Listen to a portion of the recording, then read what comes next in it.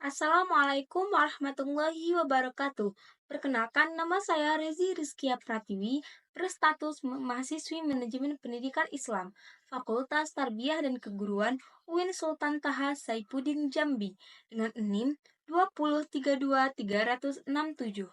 Untuk memenuhi tugas mata kuliah analisis kebijakan pendidikan, di sini saya akan membahas salah satu isu yang ada di pendidikan kita saat ini, yaitu Mahkamah Konstitusi memutuskan SD, SMP, negeri, dan swasta digratiskan.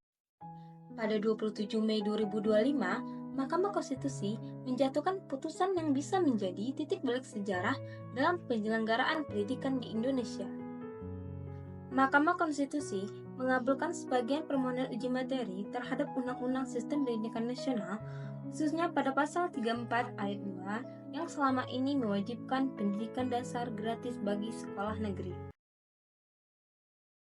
Tidak dapat dipisahkan dengan semangat yang termaktub dalam pasal 34 ayat 2 Undang-Undang 20 2003 yang pada pokoknya menyatakan bahwa pemerintah dan pemerintah daerah menjamin terselenggara wajib belajar pada jenjang pendidikan dasar tanpa memungut biaya. Frasa tanpa memungut biaya pada norma tersebut sebagaimana telah Mahkamah pertimbangkan sebelumnya merupakan konsekuensi yuridis konstitusional dari amanat pasal 31 ayat 2 UUD NRI tahun 1945 yang di dalamnya terkandung kewajiban pemerintah untuk membiayai pendidikan dasar.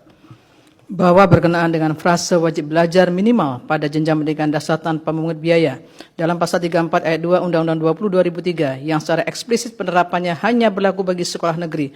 Hal tersebut menimbulkan kesenjangan akses pendidikan dasar bagi peserta didik yang terpaksa bersekolah di sekolah atau madrasah swasta akibat keterbatasan daya tampung sekolah negeri, sebagaimana didalilkan para pemohon.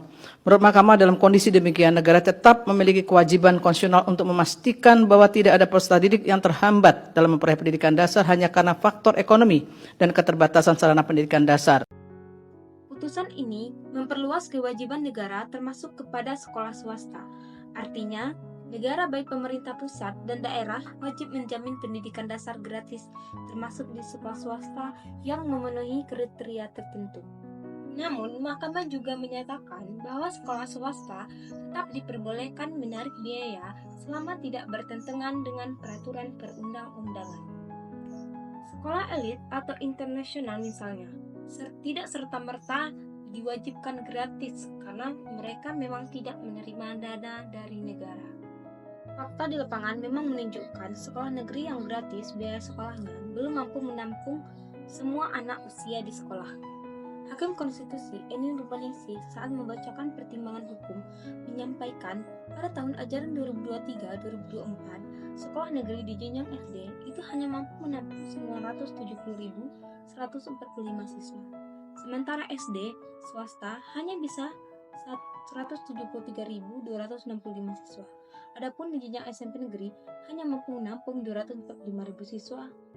977 siswa, sementara di SMP swasta hanya menampung 104.525 siswa.